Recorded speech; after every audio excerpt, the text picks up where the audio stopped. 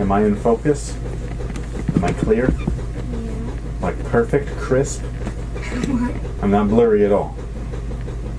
No. Okay, scoot. Close my door, please. And open up the laundry machine. Open the laundry machine so that it stops making a noise. Thank you. Get out. Get out. Or join me in the dark side. Leave, please. You did not say it. Are you tearing up? Did I scare you with my dark side voice? Thank you. Come again. Never mind. Don't. Get out. Babe. Not you. Babe. Can you double check that I'm clear in there? I don't trust her. What? Oh. Oh my God, you're all fired. Hurry up. It's cool. Get out of the way. Your big ass head is in the way. Go. It is recording. I know. Get You're out. clear. Okay. Bye. Love you. Thank you. Have some outtakes. I think I will. Yo, what's good, guys? This is Nightwing2303 from WearTesters.com. Today, we have the Kyrie 2 performance review, so with that being said, let's go ahead, get right into it. So the traction, first things first, just look at it. Yeah, that's right, look at it. Because this shit right here is beastly. Simple as that, the traction on the Kyrie 2 is just awesome. You trying to go right? No problem. Hold up. Now you need to go left. No worries. Hold up. Stop everything. Think for a second. Nope. No time for thinking. Just react. Yeah, these bad boys got you covered no matter what. Even on the worst of courts, and I'm talking like really bad, these things had you covered. These bad boys are fantastic. As far as outdoors, you could play in them and they will work. I just personally wouldn't expect them to last too long. Now, how long exactly will they last if you use these outdoors? Wait right there while I go grab my timetable that tells me exactly how long shoes last outdoors.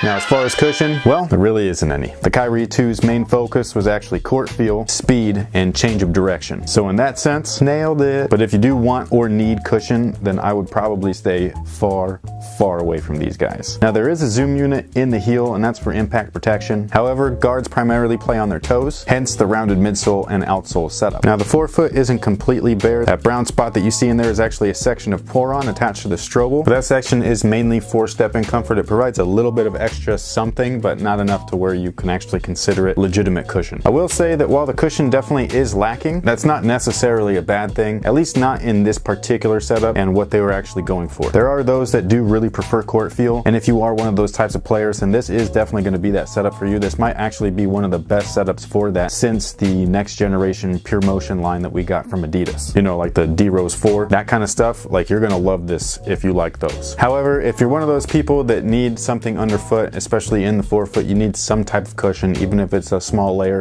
An aftermarket insole is strongly suggested. If you're interested in what type, all you got to do is check out places like Finish Line or Foot Locker. They have a whole bunch in their store and online that you could check out. And for this particular shoe, you're going to want to look at forefoot focused cushion insoles, especially since there is zoom in the back. But other than that, very little cushion, if any at all. Court feel though, abundant. As far as materials, you got Hyperfuse with textile mesh glued on top of it. Once again, just like the Kyrie 1. Yes, I loathe this setup. It's not my favorite. It's actually one of my least favorite things in the world. Not in the world, but as far as performance footwear world is concerned, I really don't like this setup. But it does break in rather quickly, so it's not horrible or anything to play in. It's actually really quite nice once the break-in process was complete. After the first night, I didn't notice the upper whatsoever, which is definitely a good thing. But this is definitely a tease for people like me that prefer like a woven, mesh, or knitted upper. This is just kind of like, hey, you want that, but we're going to give you plastic instead. It'll just look like what you want. That's the kind of stuff that I don't like. So for example, the KD7s, I loved it. Kyrie 1s, not so much. These guys right here, basically the Kyrie 1, but these happen to have a really cool rear setup. I absolutely love this stuff right here. It's much softer, being a mesh-like material. And then these also got that badass strap that keeps you locked in no matter what. So overall, the upper is durable, supportive, and offers plenty of containment. Great for someone with Kyrie's game. I just personally like something a little bit softer. As far as fit, I would say go true to size. Wide footers, definitely go in store and try them on. They're nowhere near as narrow as the first one, but you can never be too sure, especially with a hyperfuse upper. It's just something you're going to want to try on yourself. Now the lockdown in these guys, as far as that midfoot back, is much improved compared to the Kyrie one. The Kyrie one was one of those shoes where I just constantly, every time I wore them, I just had to relace them some way or another in order to get that midfoot and heel area locked in completely. It wasn't one of my favorite shoes. It was not in my rotation once I was done. I just did not like the way that they felt on foot. These, however, fix all of that stuff. The lacing's awesome. Absolutely loved it. And then you have midfoot and heel lockdown covered with this strap. So with these guys, all you're gonna have to do is lace them up, strap yourself in, and you'll enjoy the ride. Now support was one of the features that I thought was gonna be kind of iffy. This rounded midsole and outsole setup just felt really weird. It looks really weird. The whole thing's a little bit awkward at first, but you get over that real quick. Once you're done shooting around, you're just kind of used to whatever is right there, especially once you start running. This whole section I thought was gonna be very unstable, but it's very wide and it just kind of cradles your foot. It's really weird how it works, and when you put a lot of force or pressure on it, much like a tire, it just kind of flattens out just enough to where you're able to grab the floor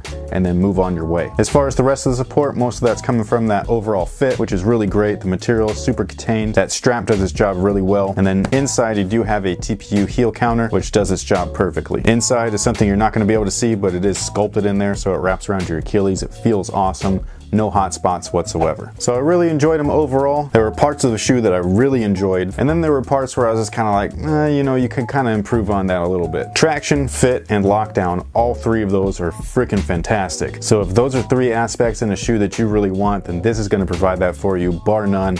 No questions asked. Grab the Kyrie 2 and have fun on court. Cushion is definitely their weakest aspect. Again, something easily fixed with an insole swap. But like I said before, if you're really into court feel, you want to be able to feel the floor underneath your feet. That way, when you're zipping around and everything, you're perfectly like in tune with basketball nature, if you will. And this is going to be that shoe for you. And then the materials, obviously, you guys already know, it's just not my personal preference. What they do really well. It's just not something that I'd be like, oh yeah, plastic, that's what I want to play in. You know what I'm saying? So it's just my personal preference. It doesn't mean that it's horrible. It's just something that I don't really like. But you might like it because a lot of players play in Nike, and a lot of Nike shoes right now are made out of plastic. So that must mean that you like plastic, right?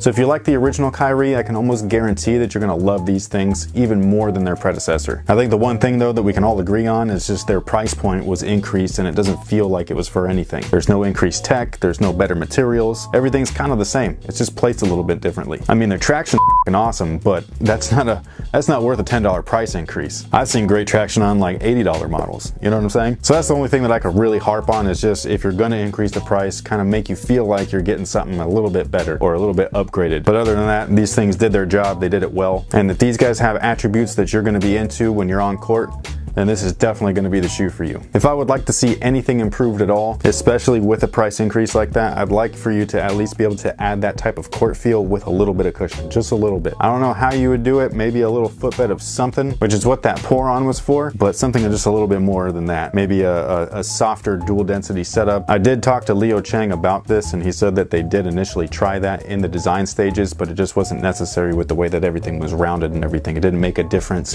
one way or the other, but my knees felt the difference. So I like a little bit more cushion, please. Just a little bit. So other than that, that'll pretty much take care of it. If you want anything more detailed, whether it be the performance scores or their weight, all you got to do is click the link in the description box below. It'll bring you right over to weartesters.com. It'll have all that kind of good stuff over there for you. Thank you guys for watching. Thanks for all your support, and until next time, guys, have a good one.